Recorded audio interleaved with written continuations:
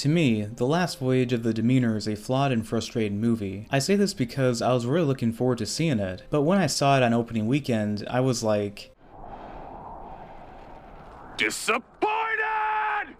But instead of making a video hating on this movie and doing a bad faith style criticism video that many people on YouTube tend to do, I'm gonna do something different. I'm going to give my advice on how I would fix this movie because it had the potential to be an excellent take on Dracula, or at least a section of the book of the same name. Number 1. Get rid of the opening text. The people who paid money to see this already knew what they were getting into. The filmmakers not being confident in the intelligence of the audience comes off as disingenuous. Number 2. Get rid of the sequel bait ending. It's a sort of movie that's sort of a one and done situation, but it's a bad cliche nowadays to sequel bait, especially the fact that it failed so hard at the box office, a sequel will never happen, and even hinting at something like this comes off as foolish. Number 3. Get rid of the gruesome death of the kid. The moment that took me out of the movie was the decision it made to show a kid dying in graphic detail. The fact that it was not enough that he gets killed by Dracula by getting his blood drained, but showing a kid dying as he did was just bad taste. Number 4. Give Dracula weaknesses. It's odd that throughout most of the movie that Dracula is an invincible character. What was even more bizarre was showing that the cross does not hurt him. Not only does this contradict well-established vampire folklore, but taking away this vampire's weakness while showing Dracula as being overpowered make it look like the crew had virtually no fighting chance against the vampire, and the result was nihilistic. So give the crew more of a fighting chance. And finally at number 5,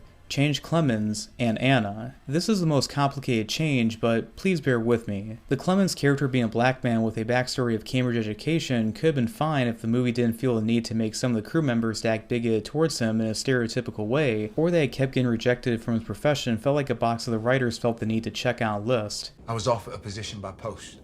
Royal Physician to King Carol I of Romania. My name.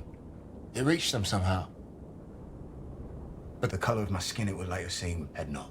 Let me ask you a question. How many of those white people are evil movies are they gonna make?